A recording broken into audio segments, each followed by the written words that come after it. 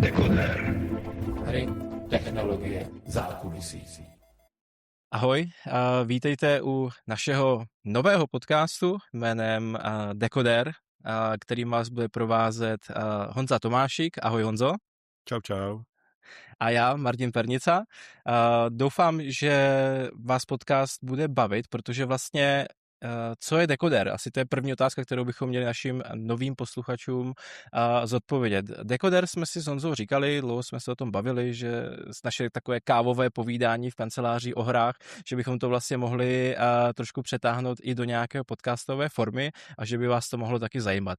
Dekoder by neměl být primárně nějakou formou novinek, nějakou reflexí zcela úplně aktuálních věcí, ale co bychom primárně chtěli vlastně rozvést, je čistě naše, řekněme, expertízy, to znamená Honza, jelikož je dlouholetý game designer, game director a já nějakým způsobem se pohybuju v technologiích, tak bychom tyhle věci chtěli vlastně spojit, vzít si nějaké téma, ať je to aktuální hra nebo aktuální nějaká věc na trhu, případně ať je to nějaké starší téma, které nás prostě jenom zaujalo, nebo jsme na něj neměli třeba ještě prostor a rozebrat to právě po té nějaké designové a technické stránce, případně nějaké pocity přímo z toho zhraní. Takže vždycky bychom chtěli mít nějaké velké téma uprostřed toho podcastu a to rozebírat.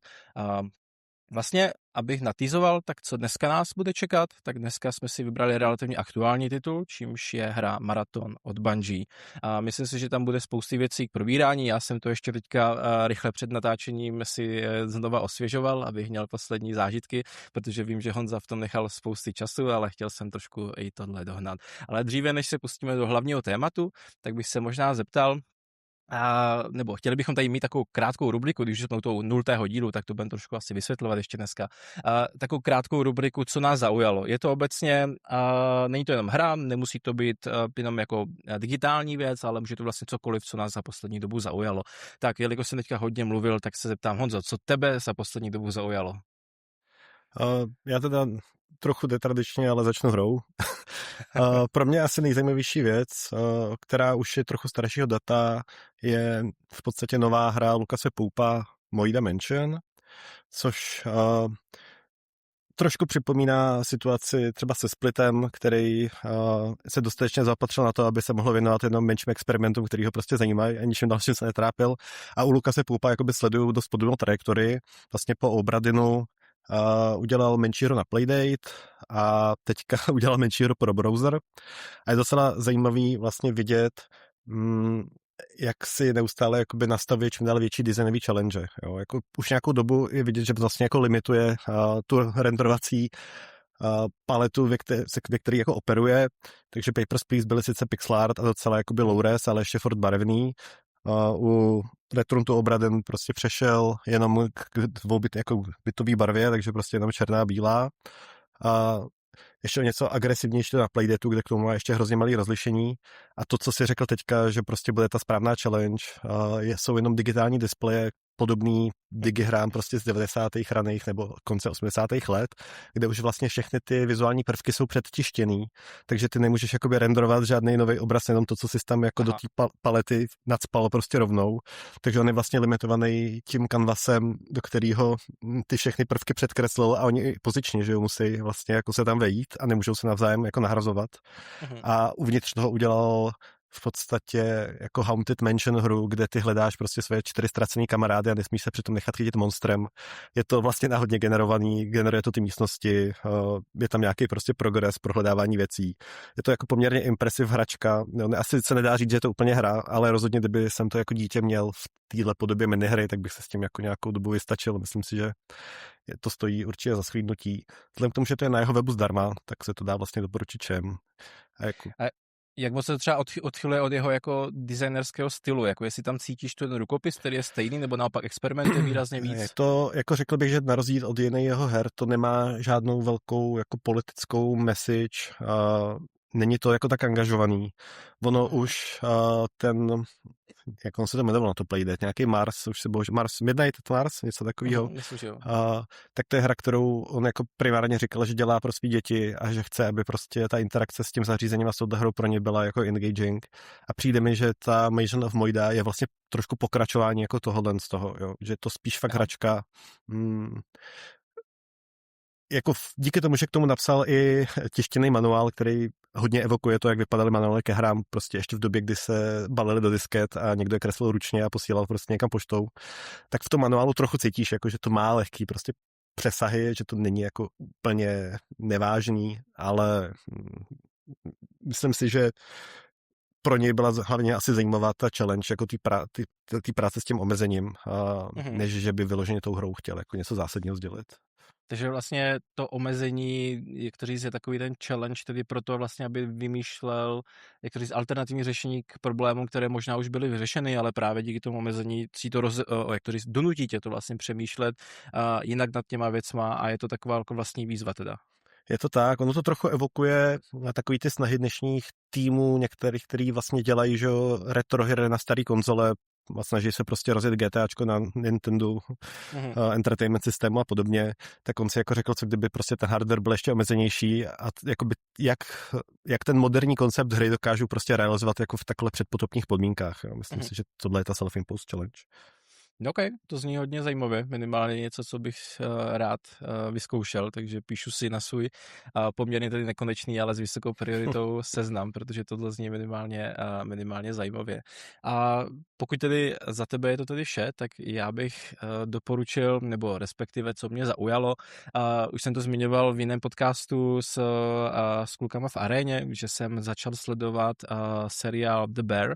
Vlastně je to asi starší seriál, mně se zdá, že ta poslední série vyšla nějak v minulém roce tedy a konečně jsem ho dosledoval a můžu říct, že jsem z toho fakt jako hodně odpálený, že vlastně jako ten seriál, já nedokážu to líp říct, že vlastně každá epizoda je svůj zážitek ve mnoha jako ohledech, ať je to kamera, ať je to i hudba, ať je to nějaký jako narrativ, že mám pocit, že vlastně nesleduju takový ten klasický formát toho seriálu, který jde vlastně epizoda za epizodou, drží si nějakou linku, vyvíjí ty postavy, což je samozřejmě taky ten normální asi jako formát, ale tady jsem cítil, že vlastně každý díl je úplně jako, možná to trošku přehání, možná každý druhý díl, ale jako každý je dramaticky jinak postavený a cítil jsem tam takovou tu jako inovaci vlastně a bylo to hrozně zajímavé. Mimo to, že tato téma a celkové vyprávění bylo silné, jako hodně silné, ten seriál má tuším tedy 4 série, se kterou to teďka jsem tak jak navnímal asi, že to možná skončilo, možná ne. Já nedíval jsem se upřímně, jestli to bude ještě mít nějaké pokračování, a ten závěr byl takový jako těžký, řekněme. A aniž bych to úplně spoileroval, tedy doufám.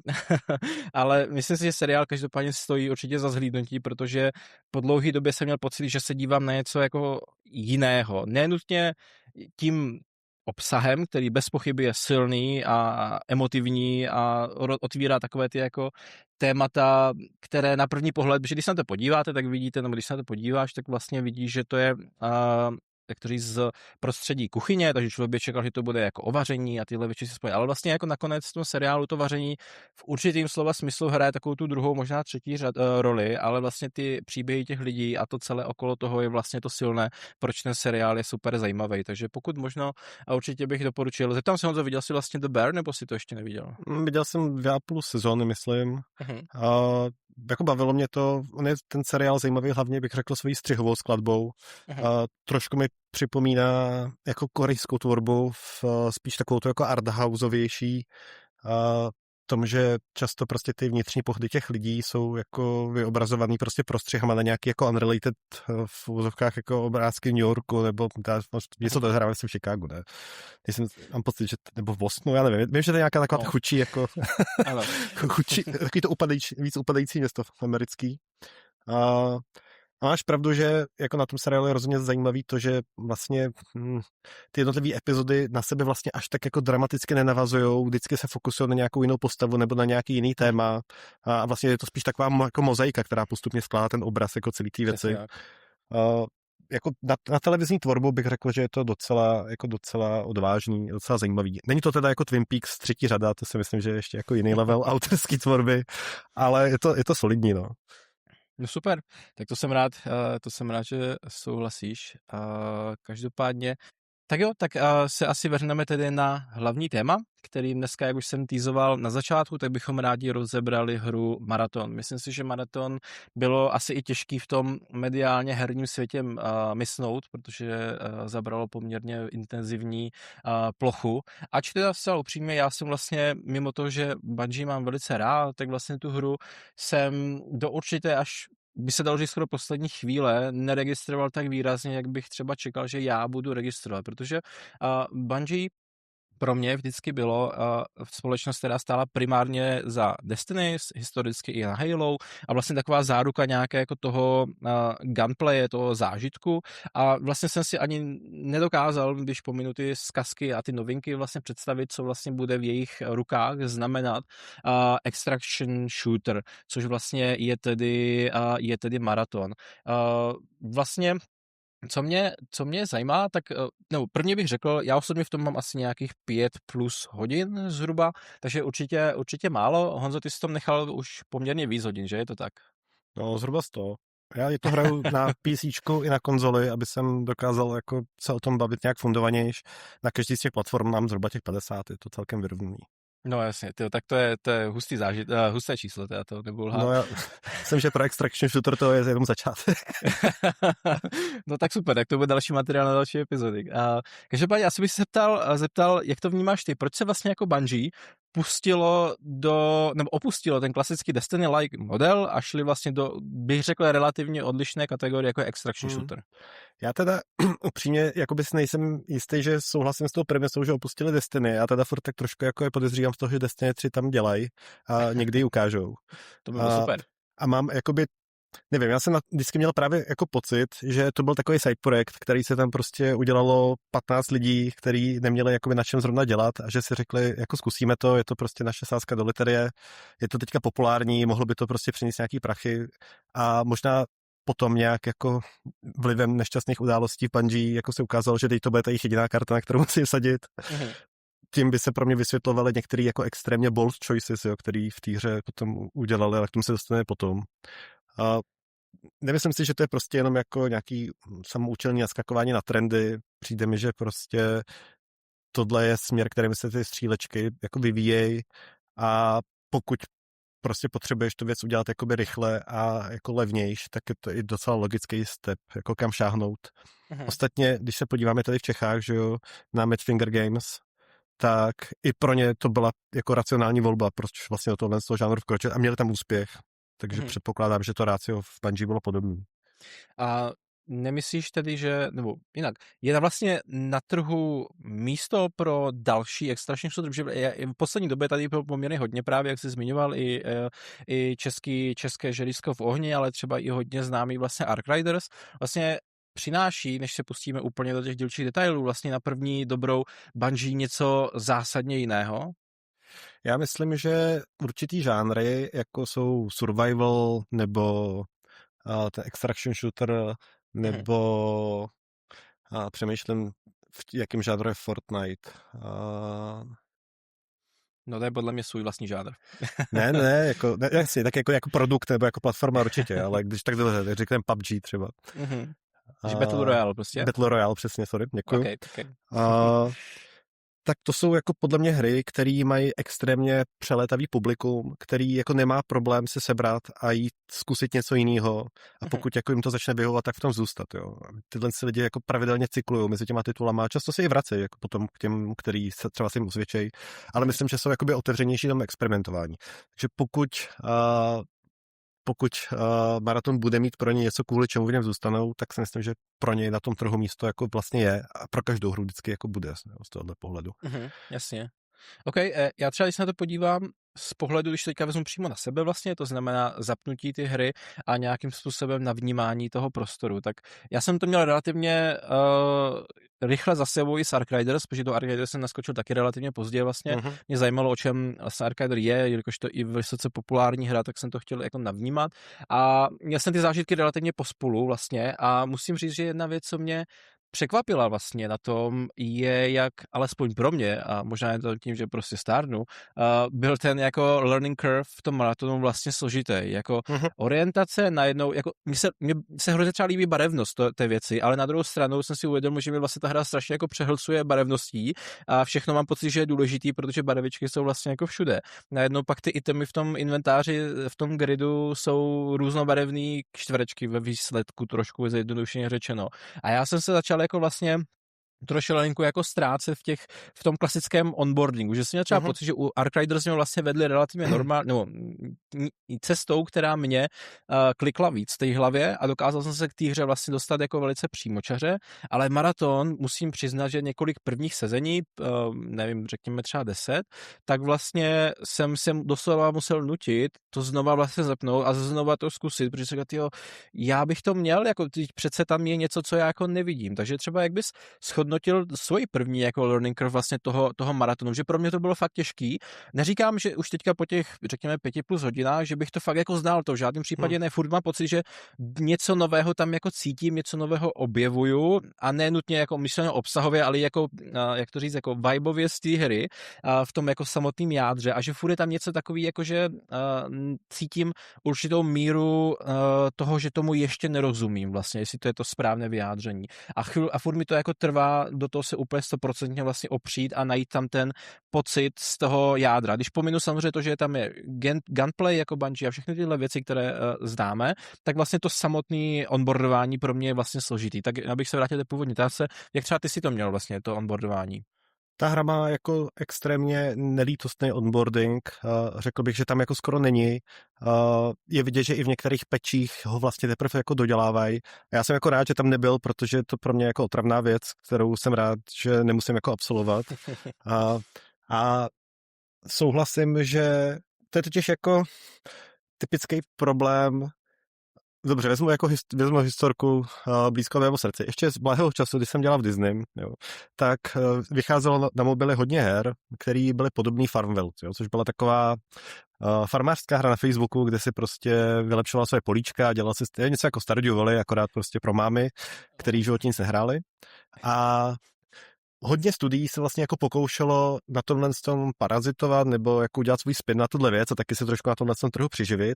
A jedno z nich bylo i český Lonely Sock, který se rozhodlo, že tu hru udělá pod mořem. Jo. A tragicky na tom pohořeli a ten důvod byl právě to, že jako když je ta hra pod mořem, tak vlastně tam není nic, co bys poznal a nedokážeš jako k tomu nějak relatovat. Jo? Prostě nevíš, jak to vypadá. Jako, když vidíš prostě budovu farmy a pole a traktor, tak je ti prostě celkem jasný, co ty věci dělají a jako úplně casual user s tím dokážeš okamžitě interagovat. Jo? Ale když prostě tam je triton a mušle a nějaká vřasa, tak jsi jakoby v háji. Jo? A myslím si, že maraton vlastně trpí úplně tím samým, že jo? Protože je všechno jako cizí, extrémně divný a neintuitivní, což jako na té hře já ale extrémně oceňuju, jo? Protože mě nabízí prostě vstup do nějakého světa, který je totálně autorský, totálně svébytnej, je pro mě novej a jako stimulující a zajímavý, ale ten trade-off jako nezbytný je, že prostě pro člověka, který hledá jako realistický hry nebo prostě nechce být tímto způsobem challengeovaný, je to prostě nepříjemný a jako obtížně se do toho dostane. Ono prostě není náhoda, že že úspěšní tituly v těchto žánrech jsou prostě většinou military simulace, jo? Jako prostě ty lidi, co mají rádi zbraně, tak se chtějí podívat na ty zbraně, co znají, do prostředí, který jako je pro ně nějak jako známý. Tato hra je vlastně extrémně nerdy, jako extrémně, bych řekl, indíčkovská až v tom jako svým pojetí. A máš pocit, že to třeba té hře, promiň, vlastně může uškodit, nebo naopak jako přidat? Myslím si, že to aktivně škodí jako z hlediska nějakého mass appealu, ale jako je to důvod, proč jsem do ní těch 100 hodin dal, takže jako pro některý lidi je to naopak jako extrémně lákavý. Myslím si, že to je hra, která je trošku jako odsouzená k tomu mít spíš jako niche audience, ale jako věrný na druhou stranu. Takže pokud jako Bungie je schopný operovat na nějakých jako menších obratech peněz, tak jako si myslím, že s tím můžou fungovat vlastně docela solidně a docela dlouho. Právě díky tomu, jak extrémně níž tu hru dělají a že jako jsou docela nekompromisní v tom, jak málo akbodují prostě noobě. OK, to je fair. Tak vlastně teda, když už jsme v té hře, tak vlastně co nás v té hře vlastně udrží, co je ta návykovost vlastně na tom hlavním jako loopu. Pro mě třeba to bylo mimo to, že to chci prostě zlomit, že samozřejmě nějaká určitá míra jako ješitnosti, nebo jak to říct, jako nějaké výzvy, kterou jsem postavil, tak když tohle dám stranou, tak vlastně mě na té hře baví to, co popsal, ten autorský svět, že vlastně ten svět je jako jiný, to je jako v pohodě, myšleno vyloženě ten jako environment, vlastně, ve kterým přímo dělám ty runy. Gunplay, prostě to je gungeon gunplay, je to tam hodně jako cítit, funguje to dobře na gamepadu, na klasické myši, takže jako já se do té hry vracím z určité části furt to, že dělám ten onboarding lomeno research vlastně to je hry samotný, že mě furt jako zajímá, kam mě to jako dotlačí, ale vlastně i to, že to jádro té hry mě v zásadě baví, sice teda abych se přiznal, zatím jsem neměl příliš mnoho úspěchu, vlastně jedna věc, co jsem zapomněl jako pro mě zmínit furt v tom onboardingu ještě to, že oproti třeba Ark Riders, ale možná to opravdu zase, že tím hry jsou jako pokročilejší v tom stavu, že jsou jako ve smyslu déle na trhu, tak vlastně v Ark Riders jsem zažil velice málokrát to, že mě aktivně hráči jako likvidovali, když to řeknu takhle, jakože velice, velice málo. V většině případech tam všichni zvednou ruku don't shoot, říkají takovou tu klasickou hlášku, že za to je čudlík přímo v té hře, vlastně měla ten emote a ve většině případech vlastně tam je překvapivě silná emoce, nebo já jsem ji zažil a je to možná výjimka, že jsme drželi tak nějak pospolu, když jsme trignuli nějakého robotka, přišel někdo na pomoc, někdo byl downutý, trošku jsme si pomohli, když to šlo, prostě byla tam určitý pocit, takové zvláštní až jako soudržnost. V maratonu jdu, vidím nepřítele, respektive nevidím nepřítele a ten mě zabije vlastně, jo. A tady jsem jako cítil extrémně hostilní vlastně jako fungování, jo. Takže i tohle je pro mě vlastně překvapivý důvod, proč se tam jako vracím, protože mám pocit, že já tu hru vlastně hraju i blbě možná, že vlastně jako něco dělám zle, protože tam dostávám relativně dost jako, jak to říct, jako no prostě dostávám tam a ani ne ve smyslu, že bych se dostal do střetu, že si myslím, že když už jsem v tom střetu, tak dovolím si tvrdit a možná teď trošku jako tady flexím, ale nějakým způsobem dokážu hloupě řečeno ustřílet ty věci v určitým momentu, ale mám pocit, že já se nedostanu vlastně ani do toho klasického střetu a že to vždycky přijde s někama jinama a nenutně jako z kempení, ale že ten zážitek pro mě je v tomhle. Takže já se do té hry vracím, aby se vrátil k té prapůvodní otázce, kterou jsem teď trošku roztáhl, pardon.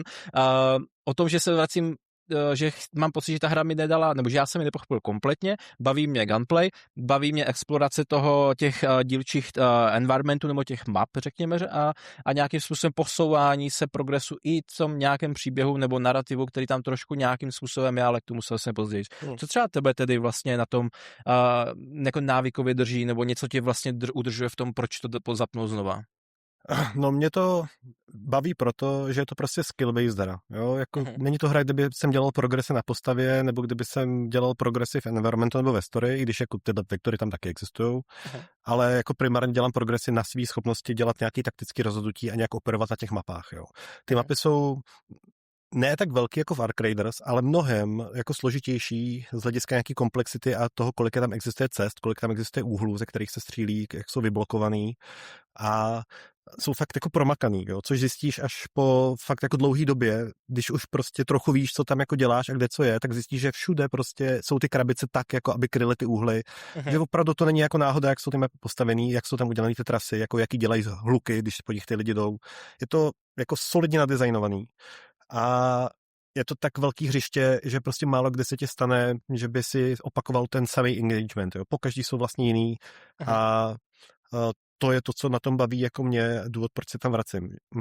Druhá věc, co mě tam drží, je, že to je vlastně jako hra, bych řekl, udělaná trošku pro starší hráče, jako jsem já, který už nejsou prostě takový skillmastři a není to prostě jako CS o tom, že stojíš na rohu a děláš prostě precision pixel shooting jako do jednoho pixelu, co tam vylez prostě sniperkou instantně. To je ten důvod, proč je tam podle mě racej, jo, ty lidi. Protože ta hra primárně není jako o tom, že se dva lidi potkají a střílejí po sobě, tam prostě vyhraje ten, kdo má silnější výbavu v tu chvíli, nebo kdo tam je s druhým člověkem, že jo, jako ve svém týmu. Ta hra se vyhrává tak, že ty střílíš na někoho, kdo o tobě neví. Jo. Takže vlastně jako je to o tom, že teda já nevím, jestli je správně říct, že to je vlastně o tom kempení až jako by se dalo říct? Ne, to nevyžaduje kemping. Jako, ten kemping je jako docela aktivně vytlačovaný nějakými mechanikama, do toho se taky pak můžeme jako dostat, ale ta hra je především o znalosti těch map a o tom vědět, který příležitosti máš vzít a který máš nechat ležet na stole. A to, co ty prostě v té hře jako aktivně, protože ta hra má, jako to, co je na ní jako výrazně diferencující mechanika proti třeba právě Ark Raiders, je to, že ten čas na zabití nepřítele je strašně krátký. Jo. Není tak krátký jako řekněme v Escape from Tarkov nebo v DayZčku, kde prostě střelíš ho snajperkou do hlavy a je to insta-dead, ani neví, odkud to přišla, má prostě černou obrazovku. Jako, proto jsou tady ty štíty a ty štíty fungují přesně jako z tohohle důvodu, jo, že on tě střelí do té hlavy, sebere ti všechny štíty a reveal na svoji pozici. Ale jako to, co udělá každý noob, je, že se teda otočí, že jo, na ten jako do něj střílí a snaží se ho sundat a umře, jo. No, tak ale ty máš vlastně jakoby, což je normální, protože prostě to skoro žádná jiná hra jako takhle nemá, jo, takže ty lidi ani nevidí, že to jako mají hrát jinak, protože prostě to takhle se to hraje v Counteru nebo v jiných hrách, že jo. Yep. Jo. Tady to ničem teď někdo takhle střílí a co ty máš udělat je okamžitě běžet pryč jako z jeho dostřelu, jít se healnout a začít jako se takticky dostávat do pozice, ze kterých budeš mít proti němu šanci, jo. Jasně. Takže přemýšlím to povídej. No, dá se říct, že teda je to kombinace nějakého skillu, to znamená jasně furt potřebuješ asi umět aimovat, ale řekněme ne tak silně, jak třeba, nebo tak pixel perfect, jak ty říkáš v Counter-Strikeu, ale co převažuje, nebo jinak, ta otázka za mě asi jako zní, je to o tom, ale vlastně ani zodpověděl, takže možná je jako invalidní, ale je to o tom rozhodování vlastně v té hře, že ty jsi zmiňoval, že musíš jako ty opportunities vlastně jako měnit a je to o tom rozhodování teda primárně vlastně. Primárně jo, je to primárně o znalosti, jako o znalostech, jo, je to o znalosti mapy, o znalosti toho, co mají ty lidi za výbavu a o jako o rozhodování, jak tu situaci obrátit ve svůj prospěch, jo, která se tam odehrává. Je to často o vytváření příležitostí. Ono to vidíš i na tom, jakým způsobem jsou vymyšlené ability pro ty jednotlivé šely. Půlka z nich je prostě o tom, že maskuješ svoji lokaci, anebo revealuješ naopak lokaci soupeřů. Jo, to jsou ty klíčové informace pro tu hru. Jo. Není důležitý prostě na sobě zapnout nějaký super shieldy nebo prostě nabustit si střelbu. Důležitý je jako vědět, kde on je, aniž by on věděl o tobě a střelit ho prostě dozad. Jo. Tato hra je absolutně jako rootless v tomhle. Je to vidět i na tom, jakým způsobem mají nastavený milíčko. Jo. Jako v podstatě je nejsilnější zbraň ve hře nůž, který mají úplně všichni. A ty, když prostě k těm lidem přijdeš jako prostě jim dozad, ale jako i do obliče, to je celkem je to. A prostě tím nožem sekneš, tak oni jako umřou, jo. Jako, až když mají fakt jako o 2 třídy, o 3 třídy vyšší gír než ty, tak ještě jsou schopní jako s tím něco možná udělat, jo. Jako když si přišel z blbýho úhlu. Ale když jim vlezeš dozad, tak pravděpodobně to stejně nestihnou, jo. Okay. To dává jako extrémní šanci právě jakoby noobům nebo hráčům, který jakoby nemají gír, ten gír získat, jo. Tahle hra vlastně vůbec není o tom, že by si grindoval nějaký progres prostě ve nějakých workshopech nebo na nějaký jako tvý progression mapě, jako to jsou, jako mají třeba poslední v Ark Raiderech. Ty ten gear prostě máš jako aktivně brát z té mapy a z těch lidí. Myslím si, že je to jako i tematicky akcentovaný v tom loreu a i ty mechaniky tomu podlíhají. Jo, ona ta hra je určitým způsobem matoucí tím, že samozřejmě tam ty progression trees a všechno je, protože prostě to lidi očekávají, kdyby to tam nebylo, tak jako mají pocit, že nemají žádnou jako žádný důvod to hrát, nebo nechápou jako vlastně jaká je jejich agenda. Ale nemyslím si, že ta hra je primárně o tom ve skutečnosti. Okay. To dává smysl, takže v tom případě budu muset trošku vyzkoušet jinou taktiku, jelikož teď očividně hraju jako noob, jo, takže... A otázka je, hraješ solo nebo v nějakých fill grupách? Zkusil jsem to párkrát solo, což mi přišlo zajímavý zážitek, ale v těch grupách mi to přišlo o trošku lepší, protože prostě jsou tam samozřejmě další hráči a cítil jsem se možná lehce bezpečněji, protože tady byl někdo, kdo mě může prostě třeba jako revivenout. No. Takže to asi kombinuju vlastně, no. A OK, ty jsi zmínil tedy, že v té hře jsou něco jako shelly, tak jenom abychom to uvedli na kontext, tak vlastně klidně mě oprav, ale vlastně hráč není v té hře stělesnen sám sebou, jako nějakou vyloženě fyzickou postavičkou, ze kterou chodí po světě, jako třeba v Ark Raiders vlastně, ale je to tak, že on se remotely ovládá nějakou postavu, nějakého robota, což je vlastně ten shell tedy v té retorice té hry a máme tam několik jako těch typů, možná můžeme říct asi obecně jako klas, které jsou v té hře dostupné k tomu, aby si vlastně hráč s nimi hrál. Jak třeba tohle zamíchá karty, nebo zamíchává ty karty při tom klasickém gameplayi? Jo, já bych jenom upřesnil pár jako drobných detailů. Upřesně. Jsou to jako bioroboti a nejsou ovládaný nadálkou, ale to tvoje vědomí se do nich vyloženě nahrává. Jo. Tak jako ta hra je hodně jako Sinister, prostě v tom svém pojetí. Je to potom vidět i v některých těch víc story-driven cinematicích, že opravdu jako někde jsou nějaký lidi, kteří nahrávají svoje vědomí do těla z těch šelů a umírají tam, nechávají ho tam, postupně to jejich vlastní vědomí deterioruje a tak. A myslím si, že je to právě, ty, jak jsi sám popisoval tu svou zkušenost, že jo, s Ark Raiders versus touhle hrou, jako docela dobře ilustruje to, jak zásadní vliv pro mě trošku překvapivě, může mít jakoby ten narrativní framing pro to, jak ty lidi potom tu hru budou jako hrát a co jim bude připadat uvnitř té hry vlastně jako morální nebo jako v pořádku jako jednání. Jo. Ark Raiders jsou prostě koncipovaný hodně stylem, my jsme tady přežívající lidstvo, který prostě se snaží odolat v podstatě terminátorům, že jo? Jo. A mají navíc teda matchmaking systém, který, že jo, friendly hráče mačuje k sobě a agresivní hráč mačuje k sobě, to je taky důvod, proč jako ty si tam do těch asi fightů pak moc se nedostal, protože prostě se ukázalo, že jsi dobrák a mečuje tě ten dobráků. Ale a jako na té hře je z dlouhodobého hlediska vidět, že opravdu hodně se vlastně začíná shiftovat tím jako PvE směrem spíš, jo? Že vlastně lidi spíš vytvářejí aliance a snaží se zabíjet jako ty Ark Mothers a tak.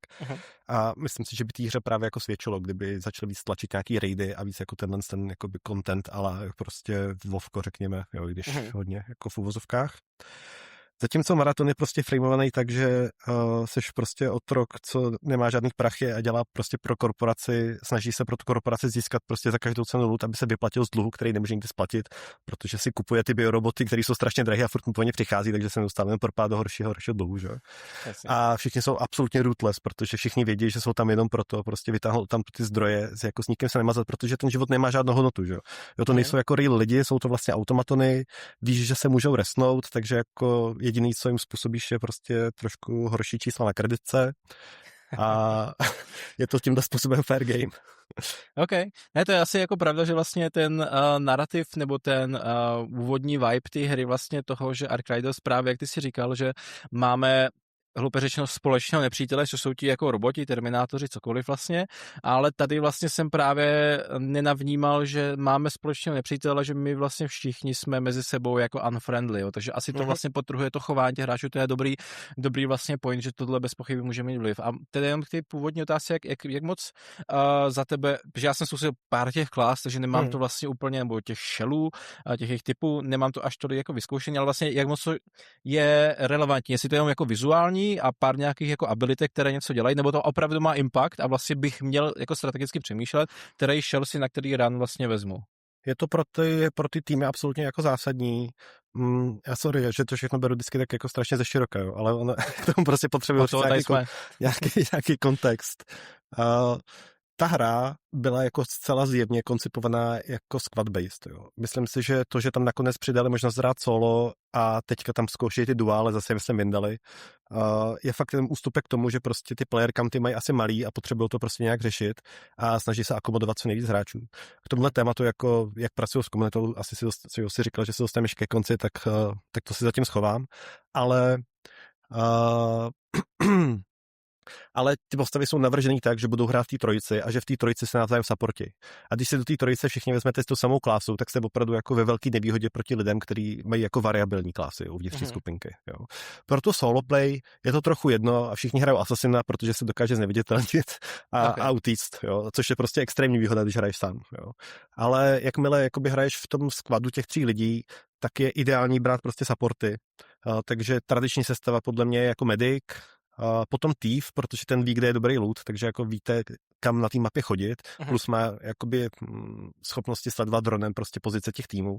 A potom se k tomu jako buď střídavě bere Destroyer, což je prostě jenom klasa, která dělá velký damage a má štít, ale upřímně řečeno, myslím si, že je to spíš pro už víc jako skilled play, že v rukách jako nooba je to trochu k ničemu. A nebo ten Recon, který byl hodně nepopulární, ale vlastně ho teďka v posledních pečích trošku boostli a začal být jako výhodný, protože dokáže identifikovat pozice ostatních hráčů na té mapě. Jo. A jde tomu naproti i jako matchmaking, to znamená, že když nehrou právě jako s kamarády, kdyby jsme se takhle domluvili, tak jako jestli matchmaking opravdu inteligentně natolik, že když mám nějakou klasu vybranou nebo nějaký typ, tak mě opravdu doplní do téhle ideální skupiny? Když může, tak asi jo. Já si myslím, že jako já jenom hádám, jo, protože já do tohle pozadí nevidím a oni to veřejně neříkají. Jo. Ale myslím si, že z toho, co jsem jako viděl za těch 100 hodin, tak můj dojem je, že ten matchmaking systém matchuje především podle gearu, ani ne tak podle jako player levelu. Takže když jsi prostě na sebe vzal fialový štíty a fialový baťoch, tak je prostě velmi pravděpodobný, že u tebe budou hráči s podobnou výbavou a i v tom matchi budou takovýhle hráči. A druhý parametr je podle mě ten player level. To prostě, čím díl si grindil, tím pravděpodobně máš víc zkušeností.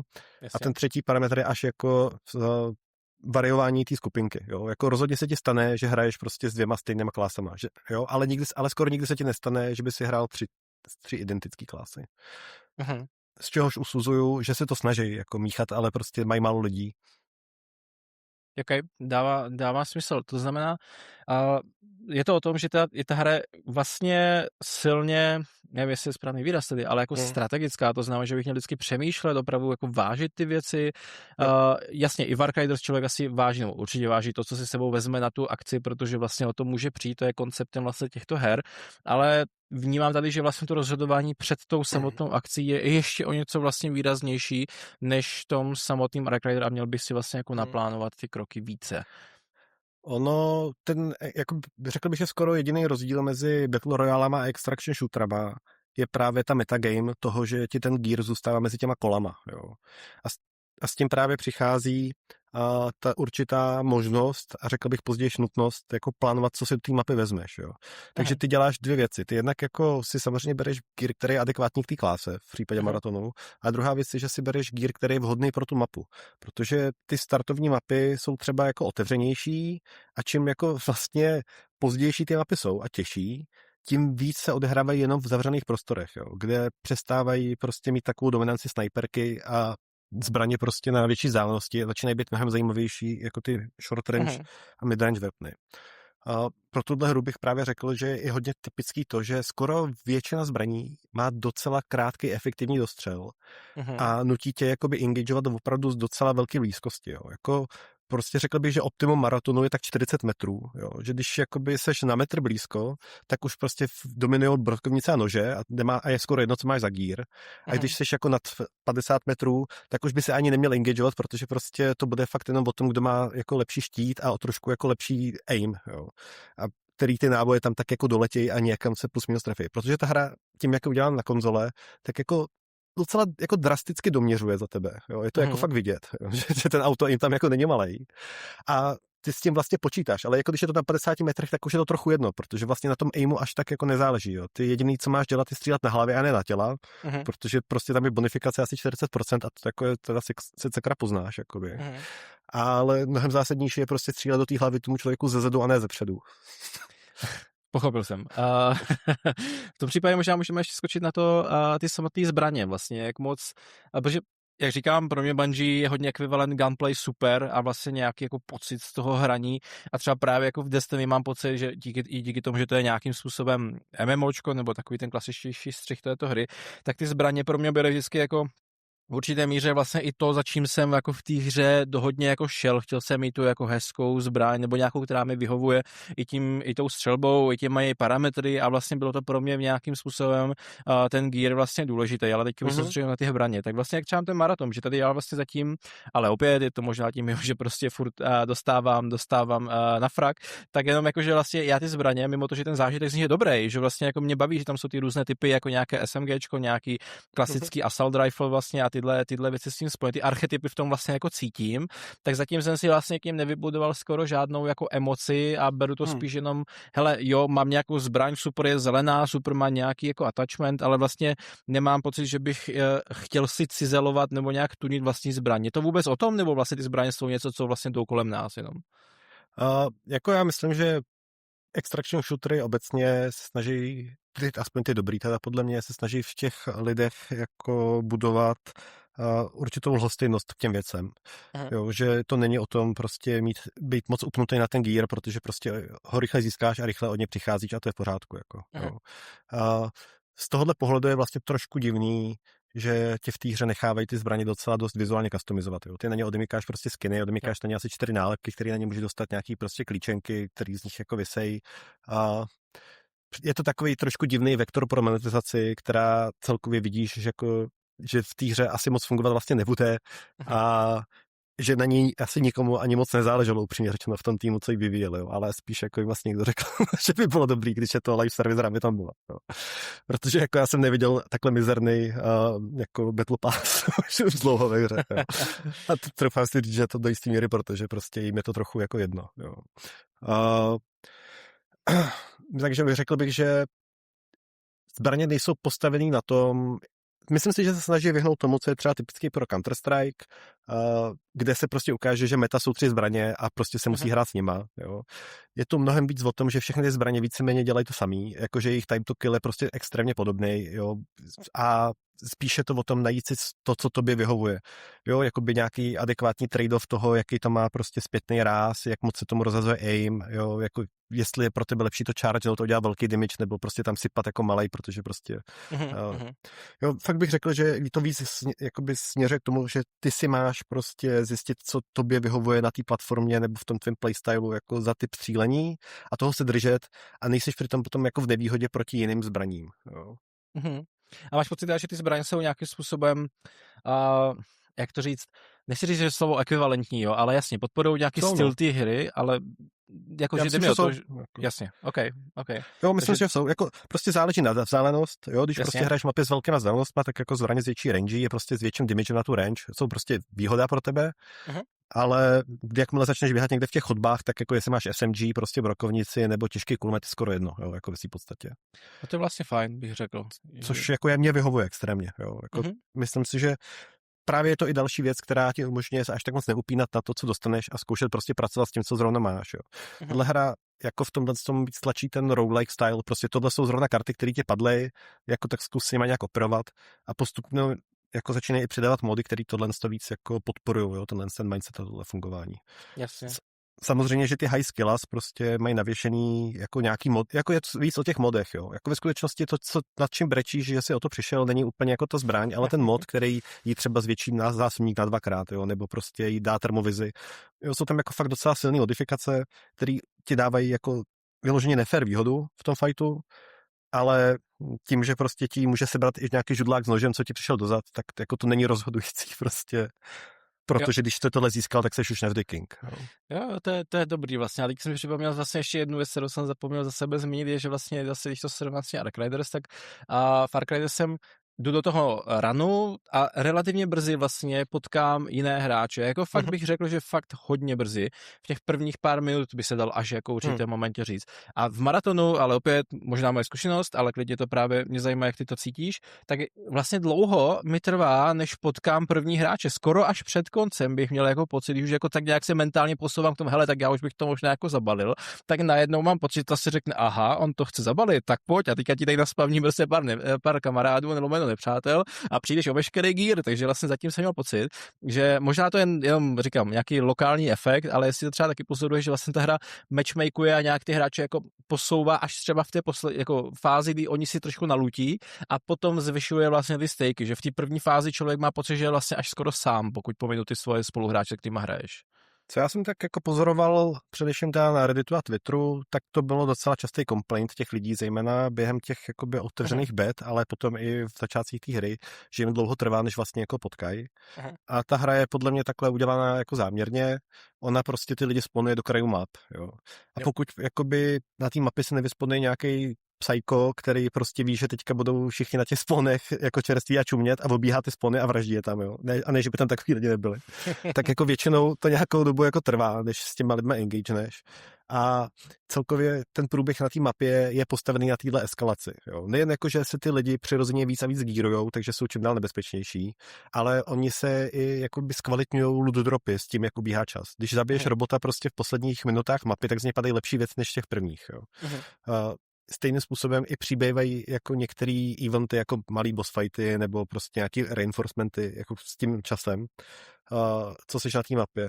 Takže jako většinou je to o tom, že ty týmy zůstávají prostě trošku jako low a radši prostě jdou nejdřív si plnit objektivy nebo sbírat nějaké věci a moc neengagujou. A až když jako něco nazbírají, tak teprve se začínají stahovat na ty jakoby hotspoty, který i přirozeně se zapínají tím, že právě jako ty nooby začnou z těch spawn pointů vytlačovat prostě ty nový příchozí roboti a naopak jako ty nagírovaní hráči už jdou na ty jako víceméně očekávaný místa konfliktu. Jo. To je typický pro i Battle Royale i další hry, že se časem vyprofiluje nějaká meta, kde ty víš, kde ty lidi budou, protože tam prostě zpravidla bývá nejlepší loot. Ale pak jako díky tomu, že tam je nejlepší loot, tak jsou tam i nejlepší hráči, ty mají nejlepší věci, takže jako vznikají prostě místa, kam lidi vědí, že se jde jako engageovat do toho fightu a není to takový problém. já na téhle hře docela právě oceňuji fakt, že má docela velký kontrast těch jako prostorů, kdy se nic neděje a pak těch jakoby brutálních, rychlých, krátkých akcí. Jo. Myslím si, že to je ta gambling jako mechanika, která z toho dělá tu návykovou atraktivní věc, jo. Že prostě nejseš v nějakým brutálním PvP deathmatchi prostě z Call of Duty, kde jsi po chvíli úplně tumpachovej jako z té akce a už tě to nezajímá. Že se to tady vždycky stane tak jako nečekaně, jako z toho dělá tu věc, co se jen tak neomrzí. No. Mm-hmm.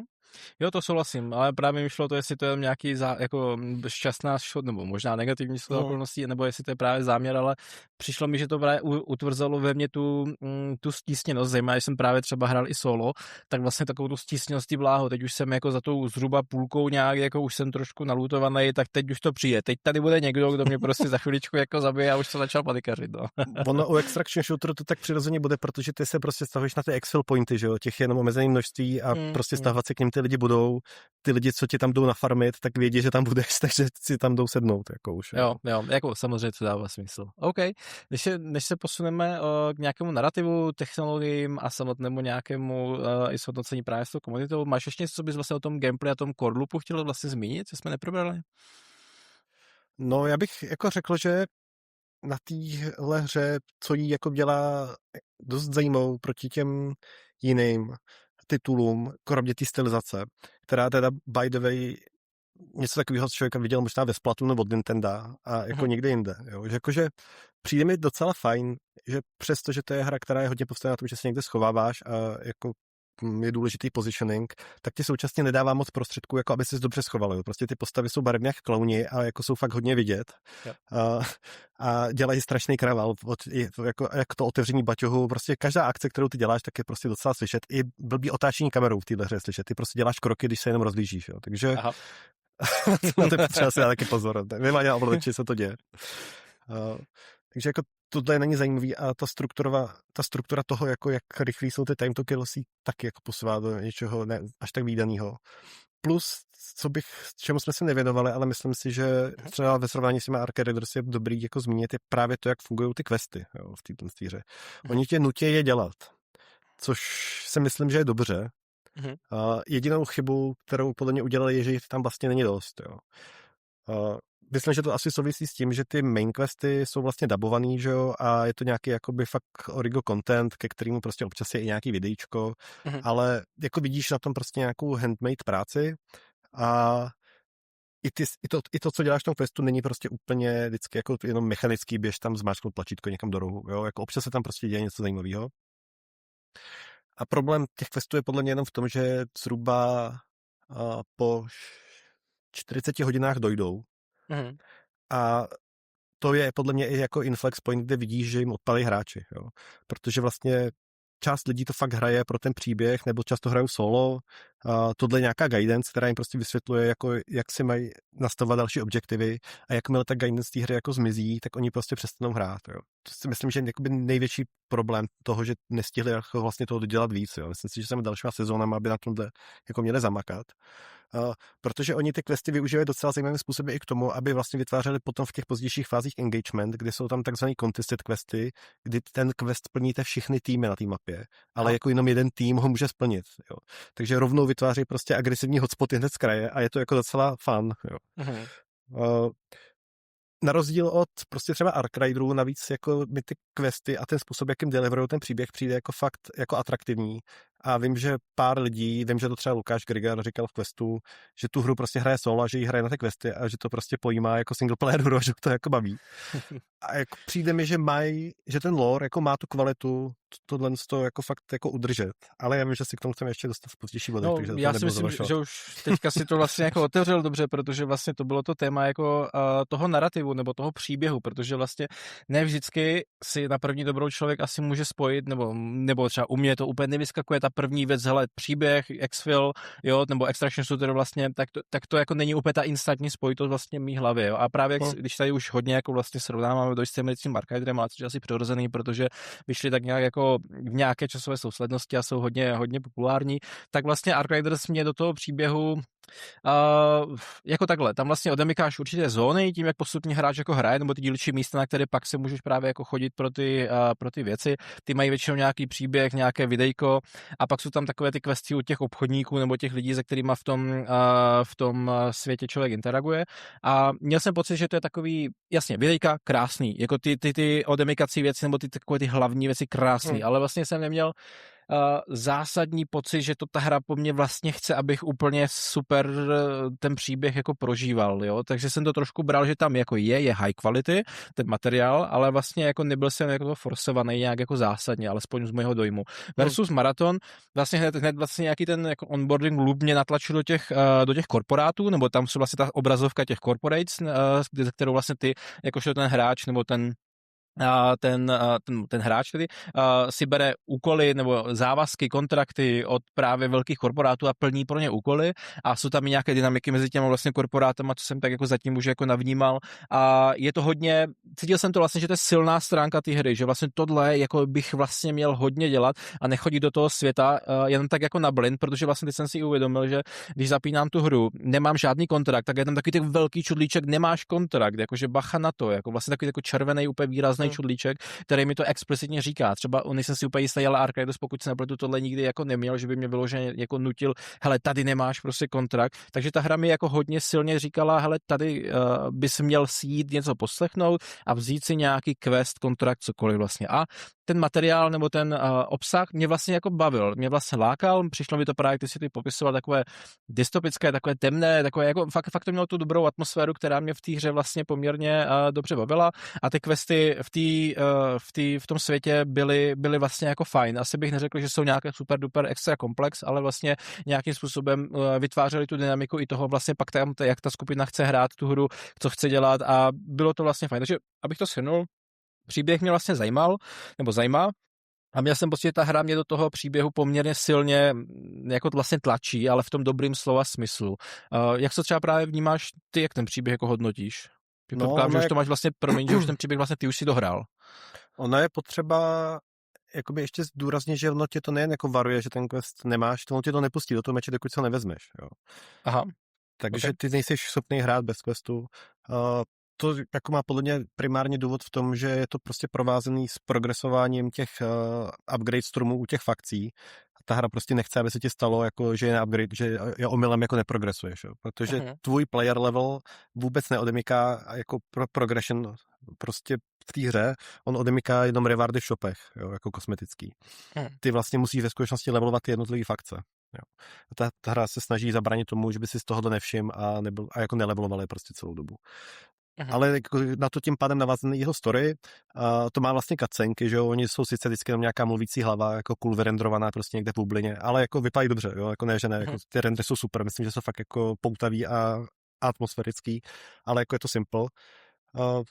Nevýhoda je, jako, že prostě ty to hraješ s těma dvěma lidma, protože ta hra je prostě navržená, aby se hrál v tom skladu a prostě místo toho, abyste šli do dalšího meče, tak tam prostě nějaký člověk neustále sleduje cutscénu. To je jako myslím prostě fundamentální problém té snahy dostat jako story do těchto typů her, proto prostě to má plno těchto her prostě jako optional věc, kterou pak můžeš řešit později. On je ten maraton jako velkou část toho lore prostě strká jenom někam do kodexu, ale aspoň jako ty core věci, aby si získal aspoň trošku jako představu o tom světě, se ti snaží protlačit přes tohle. S tím multiplayerem to prostě dohromady moc nejde, ale jako a myslím, že zásadní problém je, že nejsi schopnej tyhle věci vyvolat zpětně. Jo. Jako já bych si plno těch lore cutscén jako pustil prostě retroaktivně v nějakých recordings, ale ta hra prostě nemá žádný audiolog, jako kdyby si to mohl přehrát znova. Což si myslím, že asi třeba časem dodělají, ale jako v tuhle chvíli to tam prostě není.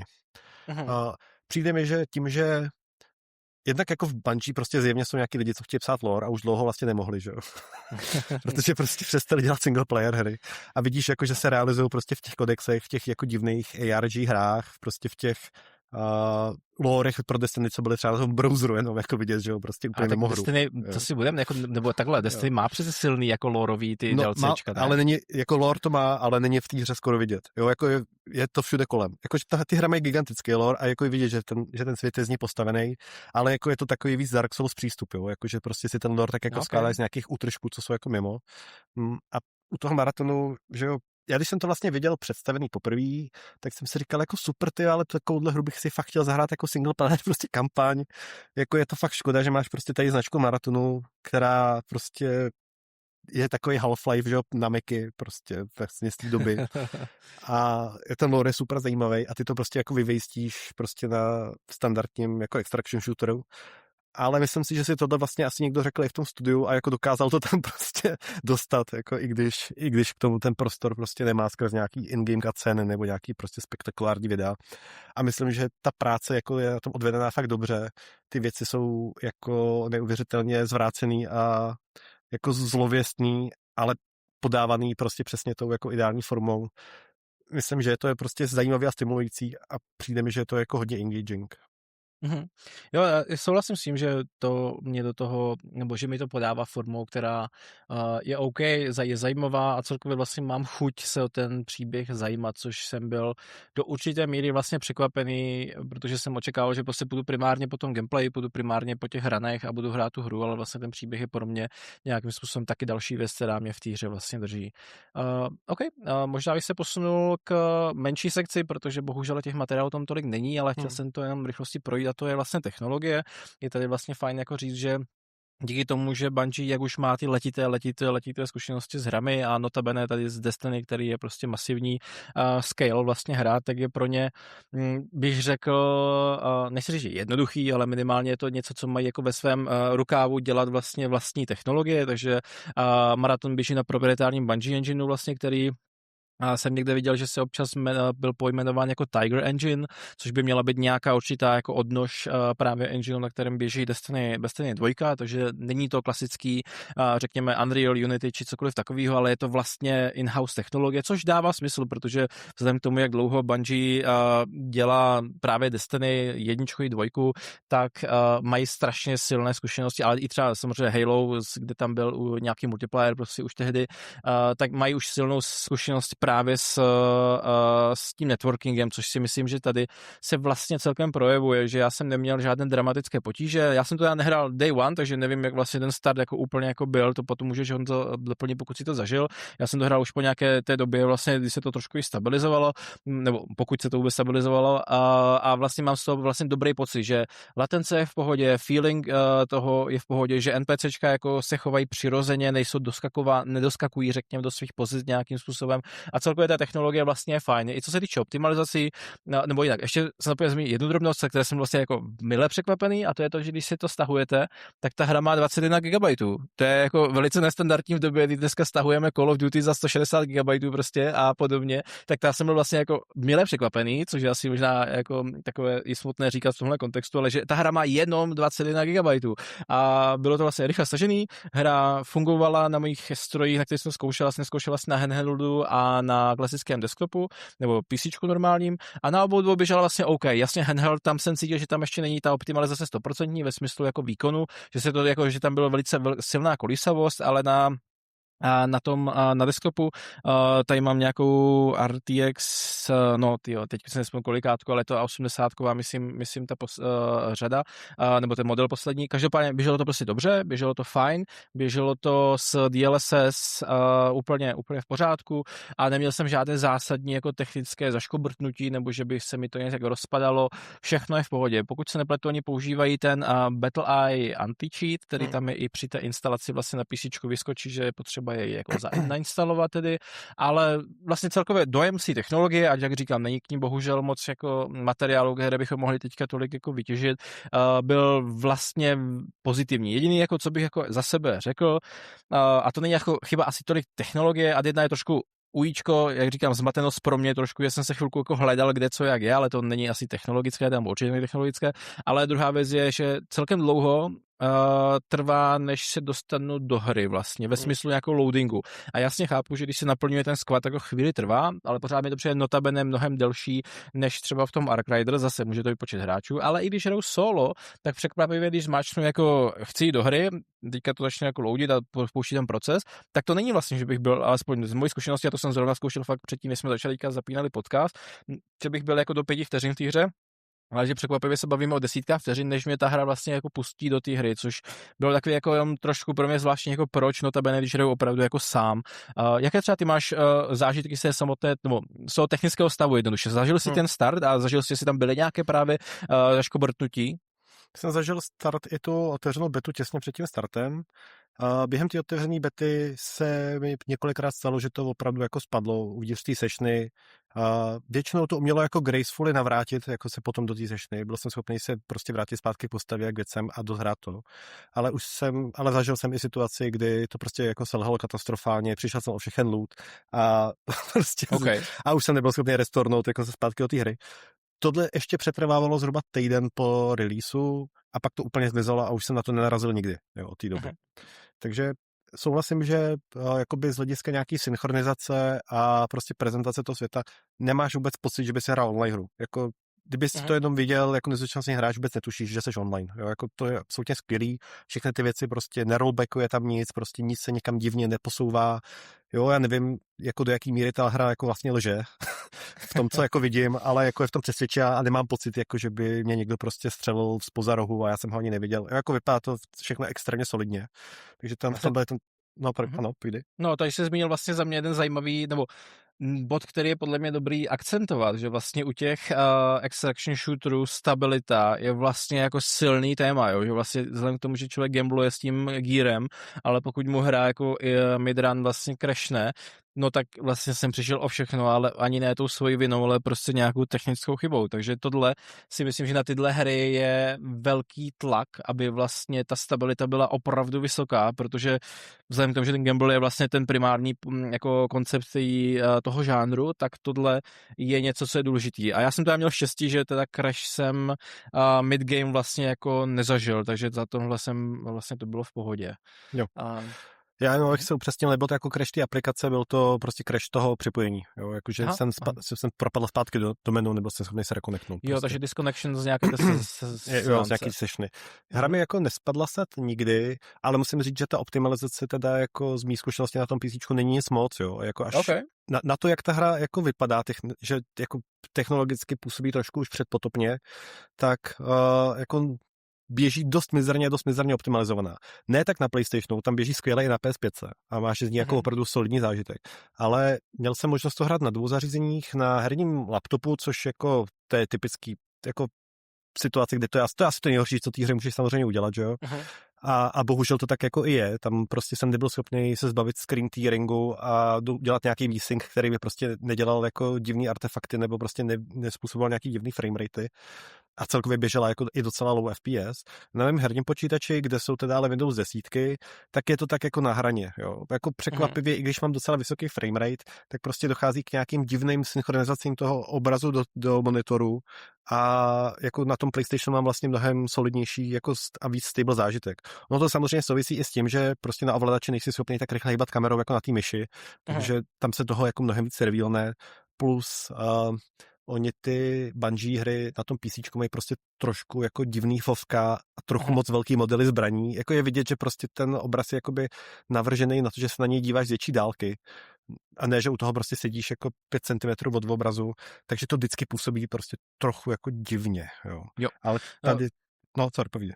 Ne, já jsem chtěl vlastně zareagovat, teda, že to je zajímavá ta jako zkušenost, protože teďka jsem se tady pro jistotu vyjel, co tenhle stroj má za hardware, tak je to vlastně RTX 4080, což je tedy výkonná grafická karta vlastně s nějakým Intelem i9, takže vlastně hardware v pohodě a nezažil jsem naštěstí jako žádné zásadní jako propady na téhle konfiguraci s posledníma driverama, ale vlastně to mě přivedlo, nebo jinak, tu ne úplně skvělou zážitek jsem zažil právě na tom handheldu, kde ten výkon je právě limitovanější, tam jsem cítil hodně nenutně screen tearing, ale jak to říct, latenci v ovládání, nebo tak jako pocit, že nejsem úplně jako v kontrole, což mě tady fakt jako o to víc jako štvalo, protože ta hra je samozřejmě jako ta kontrola v té hře je hrozně jako důležitá, jo. Takže tam jsem cítil, že to mě štvalo, tady to překvapivě bylo dobrý, měl jsem to s tím DLSSkem, monitor je 4K, jo, myslím, že 4K, takže bylo to poměrně jako takový ten, bych řekl, tvrdý scenariou pro tu hru vlastně a překvapivě to zatím fungovalo dobře. Ale vlastně využil bych toho, že ty si to hrál na tom PlayStationu, že já jsem to hrál jenom čistě na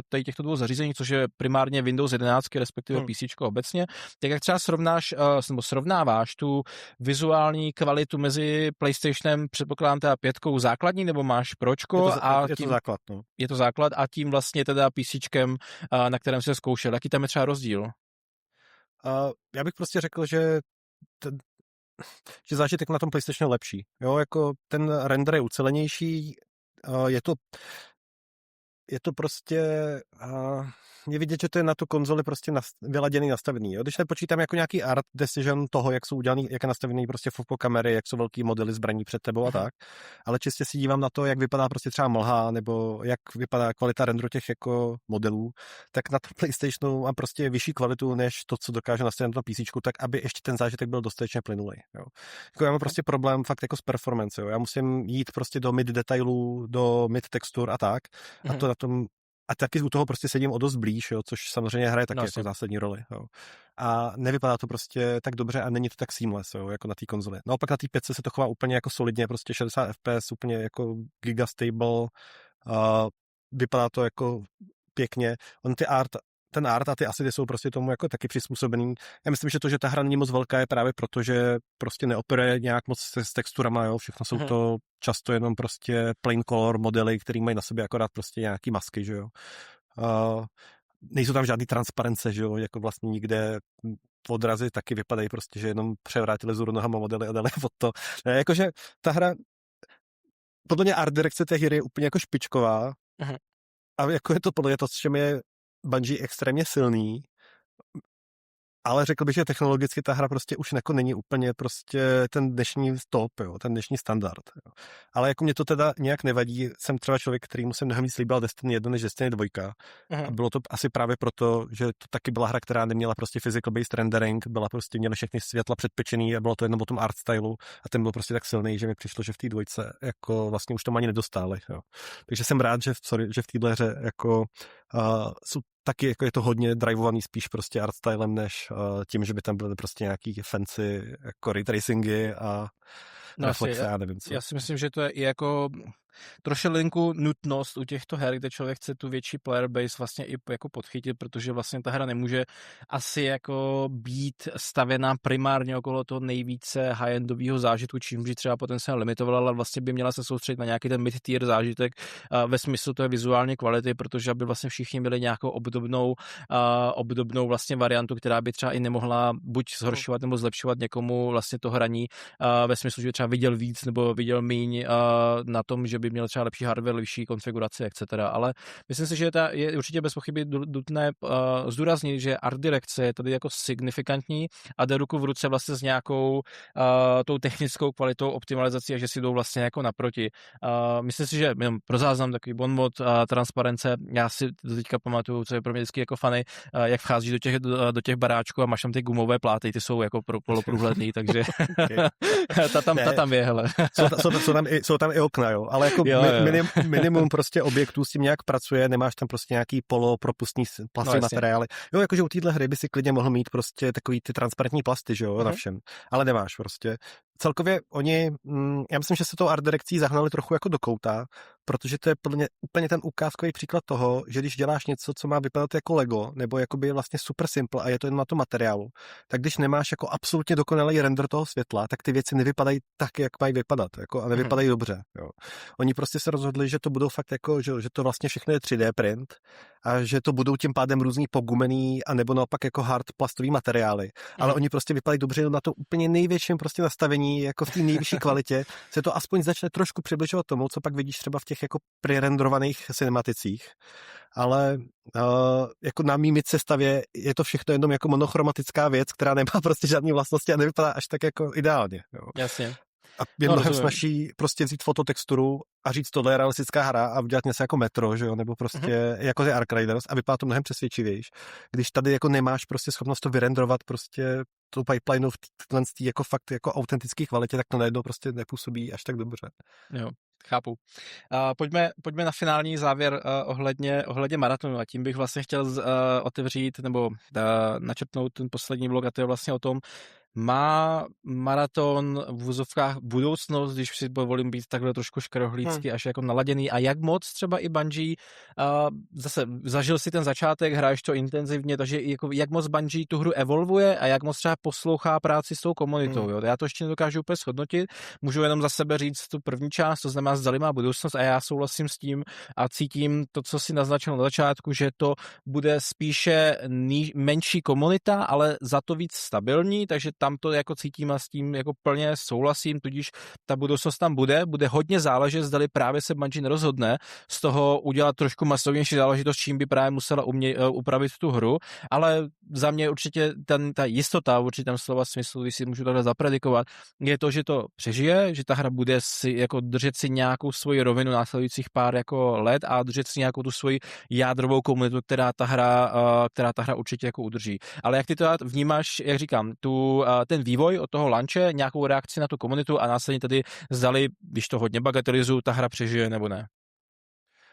Já myslím, že jako práci s komunitou oni řeší extrémně svědomitě, dohnalo je podle mě k tomu i to FOPA s těma ukradenýma asetama, kde prostě, a jako vidíš, že si jako hrajou na hodný strejdy prostě jako extrémně na tom Twitteru a že reagují na ty podněty od těch hráčů jako opravdu v horizontu jako spíš dnů, jo, ani ne týdnů. Ty hry dělají jako změny fakt jako agresivně a rychle a hodně jako reagují na to, co lidi chtějí, což si myslím, že je jako chyba, jo, ve skutečnosti. A že vlastně jako ten produkt navrhli jako velmi dobře, ne, to je špatný slovo, nevím si říkat tu hru, jo, slovo produktu úplně nesnáším. Tu hru, ale teď jsem se začal pohybovat to mindsetu jako toho, jak se na to jejich komunitní lidé spíš dívají. Myslím, že tu hru navrhli jako od začátku správně a všechno, co komunita chtěla, tam přidali a ukázalo se, že nefunguje. Jo. Jako příklad, jako je třeba Proximity Chat. Jo.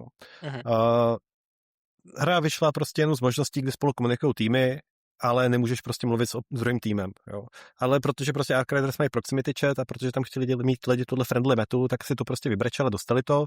Nikdo to nepoužívá, protože prostě není šance v téhle hře komunikovat, protože ti prostě někdo střelí do obličeje. Jako, ano, existují nějaké jako subskupiny, především těch ruků, který jako toho trochu využívají.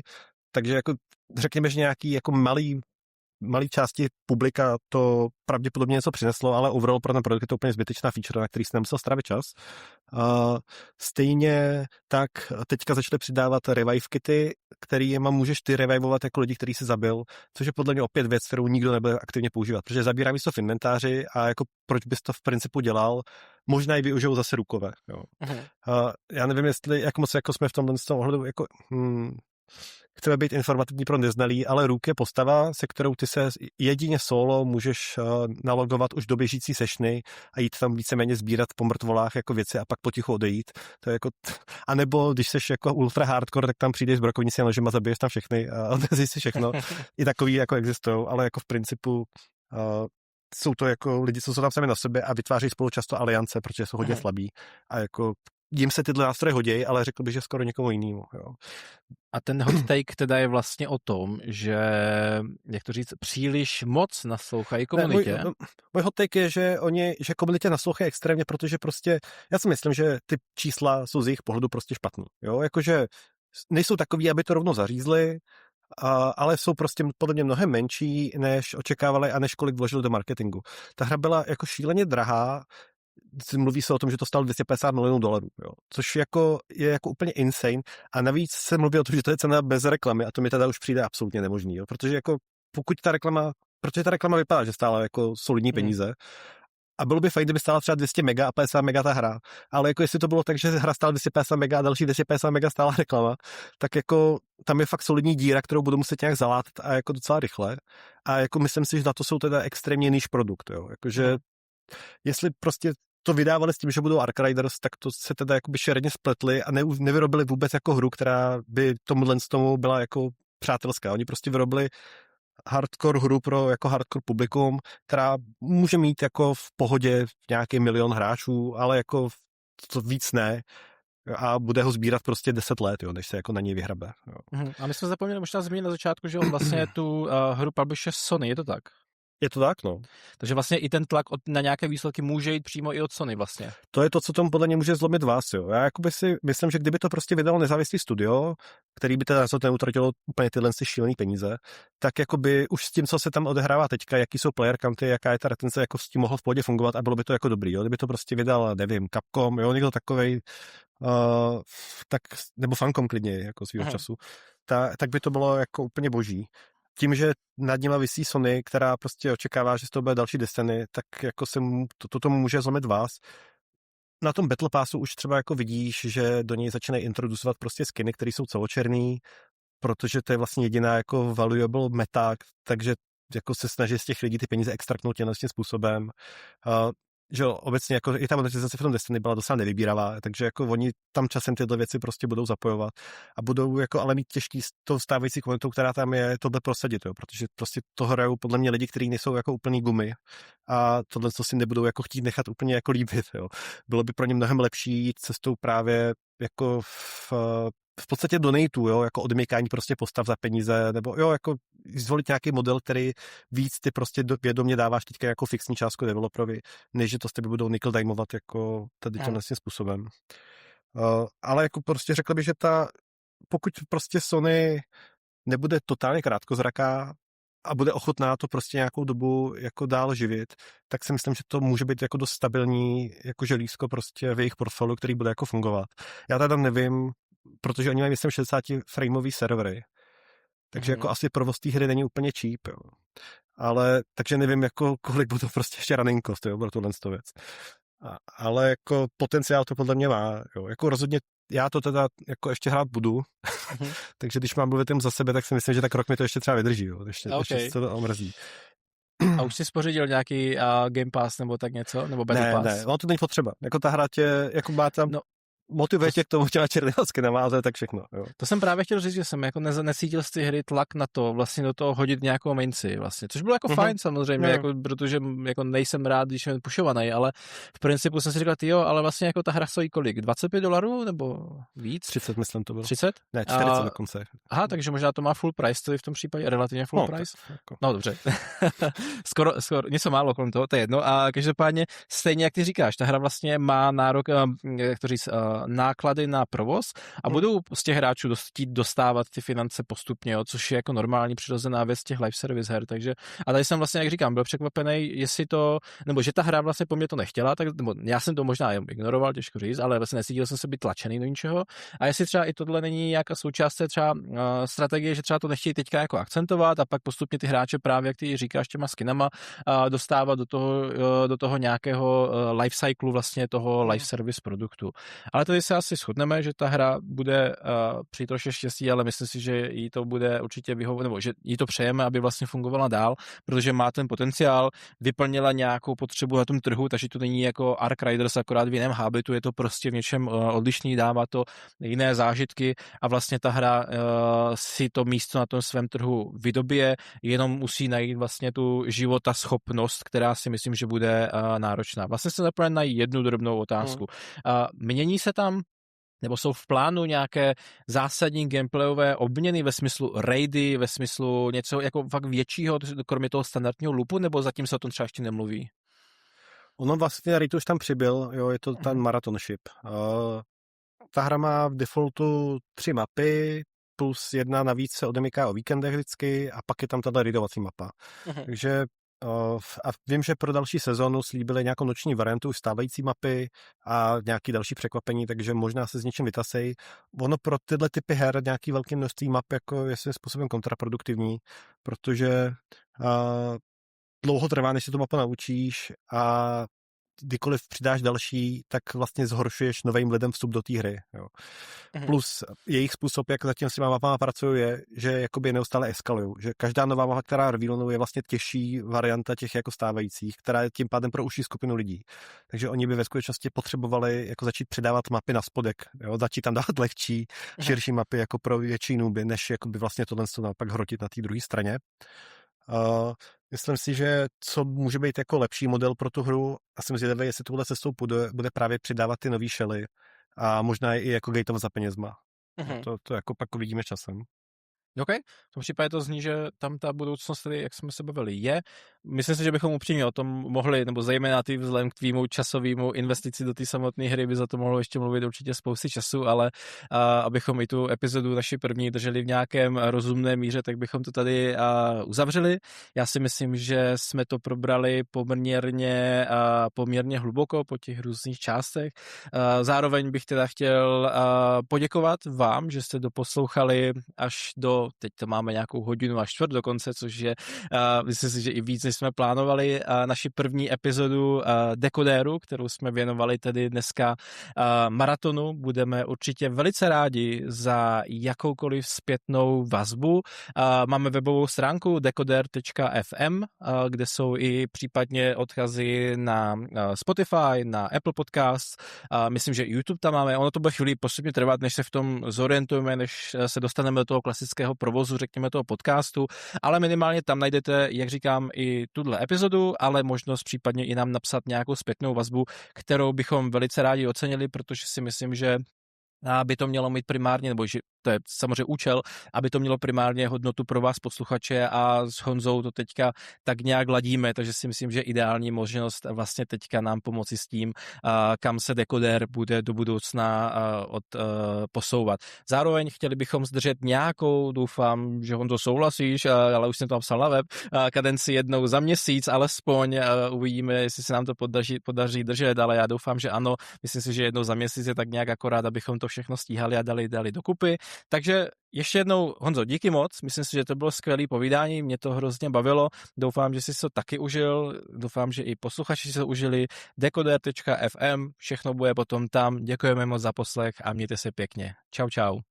Čau.